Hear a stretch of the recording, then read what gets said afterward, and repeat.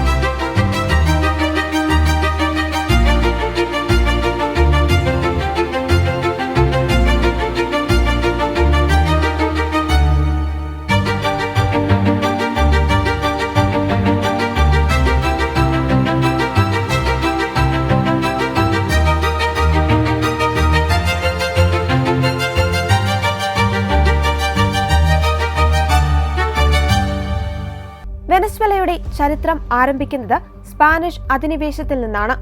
1498 Christopher Columbus ഈ ഭൂമിയിൽ എത്തിയതോടെയാണ് European ബന്ധം തുടങ്ങുന്നത്.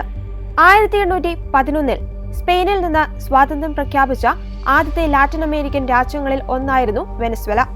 സൈമൺ ബൊളീവർ എന്ന വിപ്ലവകാരിയുടെ നേതൃത്വത്തിൽ നടന്ന പോരാട്ടങ്ങൾക്കൊടുവിൽ 1821 വെനസ്വേല പൂർണ്ണ സ്വാതന്ത്ര്യം നേടിയത്. 20-ാം നൂറ്റാണ്ടിന്റെ തുടക്കത്തിൽ വെനസ്വേലയിൽ എണ്ണ നിക്ഷേപം കണ്ടെത്തിയത് രാജ്യത്തിന്റെ വിധി മാറ്റിമറിച്ചു. കൃഷിയിൽ അധിഷ്ഠിതമായിരുന്ന സമ്പദ് വ്യവസ്ഥ പെട്ടെന്ന് തന്നെ എണ്ണയെ ആശ്രയിച്ചുള്ള ഒന്നായി മാറി.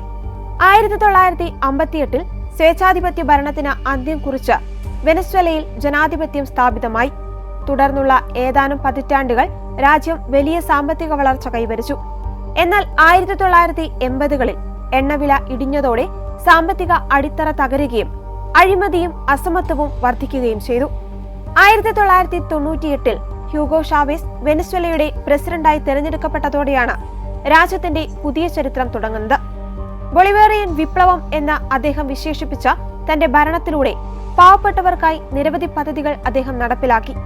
എണ്ണയിൽ നിന്നുള്ള വരുമാനം ഉപയോഗിച്ച് വിദ്യാഭ്യാസം, ആരോഗ്യം, ഭവനം എന്നീ മേഖലകളിൽ വലിയ മാറ്റങ്ങൾ കൊണ്ടുവരുവാൻ അദ്ദേഹത്തിന് കഴിഞ്ഞു. എന്നാൽ ഇതേ സമയം തന്നെ രാജ്യത്തിന്റെ ജനാധിപത്യ സ്ഥാപനങ്ങളെ തകർക്കുവാനും അധികാരം കേന്ദ്രീകരിക്കുവാനും അദ്ദേഹം ശ്രമിച്ചുവെന്ന ആരോപണവും നിലനിന്നിരുന്നു.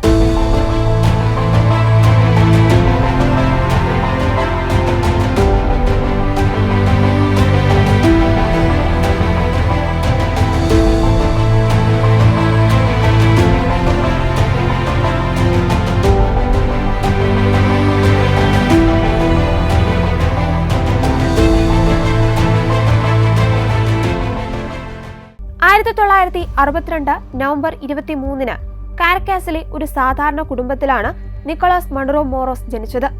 ഒരു ബസ് ഡ്രൈവറായി ജോലി ആരംഭിച്ച അദ്ദേഹം പിന്നീട് യൂണിയൻ നേതാവായി വളർന്നു. ഹ്യൂഗോ ഷാവേസിന്റെ ഏറ്റവും അടുത്ത അനുയായിയും വിശ്വസ്തനുമായിരുന്നു മഡുറോ. ഷാവേസിന്റെ ഭരണകാലത്ത് വിദേശകാര്യ മന്ത്രിയായും വൈസ് പ്രസിഡന്റായും അദ്ദേഹം സേവനമനുഷ്ഠിച്ചു. 2013 ഷാവേസ് ക്യാൻസർ ബാധിച്ചു മരിച്ചപ്പോൾ തന്റെ പിൻഗാമിയായി അദ്ദേഹം നിർദ്ദേശിച്ചത് മഡുറോയെ ആയിരുന്നു. തുടർന്ന് നടന്ന തിരഞ്ഞെടുപ്പിൽ നേരിയ ഭൂരിപക്ഷത്തിന് മഡുറോ പ്രസിഡന്റായി തിരഞ്ഞെടുക്കപ്പെട്ടു. ബസ് ഡ്രൈവറിൽ നിന്ന് രാജ്യത്തിന്റെ അത്യുന്നത പദവിയിലേക്കുള്ള മഡുറോയുടെ വളർച്ച പലർക്കും അത്ഭുതകരമായിരുന്നു. മഡുറോ അധികാരമേറ്റ ഉടൻ തന്നെ വെനസ്വേല ഗുരുതരമായ പ്രതിസന്ധികളെ നേരിട്ടു തുടങ്ങി. അന്താരാഷ്ട്ര വിപണിയിൽ എണ്ണവില ഇടിഞ്ഞ് രാജ്യത്തെ പ്രതികൂലമായി ബാധിച്ചു. എണ്ണയെ മാത്രം ആശ്രയിച്ചിരുന്ന സമ്പദ് വ്യവസ്ഥ തകരാൻ തുടങ്ങി. മഡുറോയുടെ തെറ്റായ സാമ്പത്തിക നയങ്ങളും അഴിമതിയും സ്ഥിതിഗതികൾ വഷളാക്കി. ഹൈപ്പർ ഇൻഫ്ലേഷൻ അഥവാ അമിത വിലക്കയറ്റമായിരുന്നു അതിൽ പ്രധാനം. വെനസ്വേലയൻ കറൻസിയായ ബൊളീവർ മൂല്യമില്ലാത്ത ഒന്നായി മാറി. ലക്ഷക്കണക്കിന് ശതമാനം വിലക്കയറ്റമാണ് രാജ്യത്തുണ്ടായത്. പണം കൊടുത്താൽ പോലും നിത്യോപയോഗ സാധനങ്ങൾ ലഭിക്കാത്ത അവസ്ഥയായി. ഭക്ഷ്യമരുന്ന് ക്ഷാമമാണ് മറ്റൊന്ന്. രാജ്യത്ത് പട്ടിണിയും മരുന്നുകളുടെ അഭാവവും രൂക്ഷമായി. പലരും ആഹാരത്തിനായി കുപ്പത്തൊട്ടികളെ വരെ ആശ്രയിക്കുന്ന ദയനീയ ചിത്രം ലോകത്തിന് മുന്നിലെത്തി. ഇതോടെ പലായനം വർദ്ധിച്ചു. ദാരിദ്ര്യവും അടിച്ചമർത്തലും കാരണം ഏകദേശം 70 ലക്ഷത്തിലധികം വെനസ്വേലക്കാർ രാജ്യം വിട്ട് അയൽ രാജ്യങ്ങളിലേക്ക് പലായനം ചെയ്തു. ഇത് ആധുനിക ചരിത്രത്തിലെ ഏറ്റവും വലിയ കുടിയേറ്റ പ്രതിസന്ധികളിൽ ഒന്നായിരുന്നു. മഡുറോയുടെ ഭരണത്തിനെതിരെ രാജ്യത്ത് വൻ പ്രതിഷേധങ്ങൾ അരങ്ങേറി. എന്നാൽ സൈന്യത്തെ ഉപയോഗിച്ച് ഈ പ്രതിഷേധങ്ങളെ അദ്ദേഹം അടിച്ചമർത്തി. 2018 നടന്ന പ്രസിഡന്റ് തിരഞ്ഞെടുപ്പ് അഴിമതി നിറഞ്ഞതാണെന്ന് ആരോപിച്ച് പ്രതിപക്ഷവും അമേരിക്ക അടക്കമുള്ള നിരവധി രാജ്യങ്ങളും രംഗത്തെത്തി.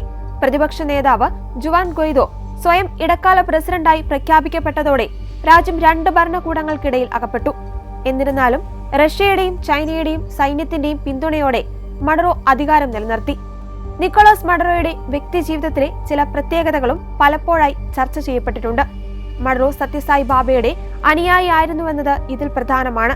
2005 മഡുറോ ഇന്ത്യ സന്ദർശിക്കുകയും ചെയ്തിട്ടുണ്ട്.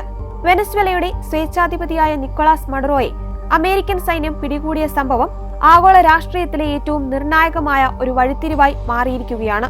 ഡൊണാൾഡ് ട്രംപിന്റെ നേതൃത്വത്തിലുള്ള ഈ നീക്കം കേവലം ഒരു വ്യക്തിയെ പിടികൂടുക എന്നതിലുപരി ലാറ്റിൻ അമേരിക്കയുടെയും ലോകത്തിന്റെയും രാഷ്ട്രീയ ഭൂപടത്തിൽ വലിയ മാറ്റങ്ങൾക്കാണ് തുടക്കമിട്ടിരിക്കുന്നത്.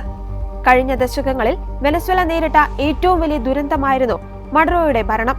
ലോകത്തിലെ ഏറ്റവും വലിയ എണ്ണ നിക്ഷേപമുള്ള രാജ്യം സാമ്പത്തികമായി തകരുകയും ദശലക്ഷക്കണക്കിന് ആളുകൾ അഭയാർത്ഥികളായി പലായനം ചെയ്യേണ്ടി വരികയും ചെയ്തു. മഡുറോയുടെ അറസ്റ്റിലൂടെ വെനസ്വേലൻ ജനതയ്ക്ക് തങ്ങളുടെ ജനാധിപത്യം തിരികെ ലഭിക്കുമെന്ന വലിയ പ്രതീക്ഷയാണ് കൈവന്നിരിക്കുന്നത്. ട്രംപ് ഭരണകൂടത്തിന്റെ ഈ നടപടി ലോകത്തിലെ മറ്റ് ഏകാധിപതികൾക്കുള്ള ശക്തമായ മുന്നറിയിപ്പാണ്. റഷ്യ, ചൈന, ഇറാൻ തുടങ്ങിയ രാജ്യങ്ങളുമായുള്ള മഡുറോയുടെ സഖ്യം ആ മേഖലയിൽ അമേരിക്കയുടെ താൽപര്യങ്ങൾക്ക് വലിയ വെല്ലുവിളികളായിരുന്നു. മയക്കുമരുന്ന് കടത്തിനും തീവ്രവാദ പ്രവർത്തനങ്ങൾക്കും ഭരണകൂടം തന്നെ ഒത്താശ നൽകുന്ന സാഹചര്യം ഈ അറസ്റ്റിലൂടെ അവസാനിക്കുമെന്നാണ് കരുതപ്പെടുന്നത്.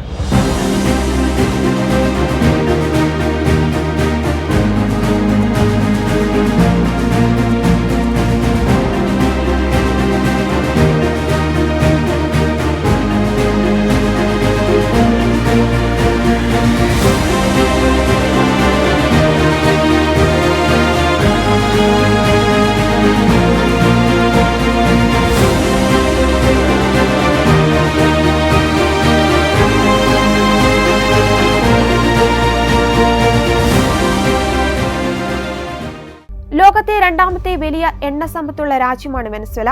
എണ്ണ സമ്പത്ത് കൈയടക്കുവാൻ ട്രംപ് നടത്തിയ നീക്കത്തിന്റെ ഭാഗമാണിതെന്നും ആരോപണമുയരുന്നുണ്ട്. അഫ്ഗാനിസ്ഥാനിലോ ഇറാഖിലോ ഉണ്ടായതുപോലുള്ള നീണ്ടു നിൽക്കുന്ന യുദ്ധങ്ങളിലേക്കല്ല, മറിച്ച് തന്ത്രപ്രധാനമായ ശത്രുക്കളെ കൃത്യമായി നേരിടാനാണ് അമേരിക്ക ലക്ഷ്യമിടുന്നത്. മഡുറോയുടെ വീഴ്ച ലാറ്റിൻ അമേരിക്കയിലാകെ ജനാധിപത്യത്തിന്റെ പുതിയ തരംഗം സൃഷ്ടിക്കും. അർജന്റീനയും ചിലിയും പോലുള്ള രാജ്യങ്ങൾ ഇതിനകം തന്നെ കമ്മ്യൂണിസ്റ്റ് സോഷ്യലിസ്റ്റ് ആശയങ്ങളിൽ നിന്ന് മാറി ചിന്തിച്ചു തുടങ്ങിയിട്ടുണ്ട്. വെനസ്വേലയിൽ എഡ്മണ്ടോ ഗോൺസാലസിനെ പോലുള്ള യഥാർത്ഥ ജനപ്രതിനിധികൾ അധികാരത്തിൽ വരുന്നതോടെ രാജ്യം സാമ്പത്തിക പുരോഗതിയിലേക്ക് തിരികെ എത്തുവാൻ സാധ്യതയുണ്ട്. വെനസ്വേലയുടെ ചരിത്രം ഒരു പാഠമാണ്. പ്രകൃതി വിഭവങ്ങൾ ധാരാളം ഉണ്ടായിട്ടും തെറ്റായ ഭരണവും രാഷ്ട്രീയ അസ്ഥിരതയും എങ്ങനെ ഒരു രാജ്യത്തെ നശിപ്പിക്കുമെന്ന് വെനസ്വേല ലോകത്തിന് കാണിച്ചു തരുന്നു. നിക്കോളാസ് മഡുറോയുടെ ഭരണം വെനസ്വേലയ്ക്ക് നൽകിയത് കണ്ണീരും ദാരിദ്ര്യവും മാത്രമാണ്. ഒരു കാലത്ത് പ്രതാപത്തോടെ നിന്നിരുന്ന വെനസ്വേല ഇനി എങ്ങനെ പുനർനിർമ്മിക്കപ്പെടും എന്നത് ലോകം ഉറ്റുനോക്കുന്ന ഒരു കാര്യമാണ്. ജനാധിപത്യവും സാമ്പത്തിക ഭദ്രതയും തിരികെ ലഭിക്കുമെന്ന പ്രതീക്ഷയിലാണ് വെനസ്വേലൻ ജനത.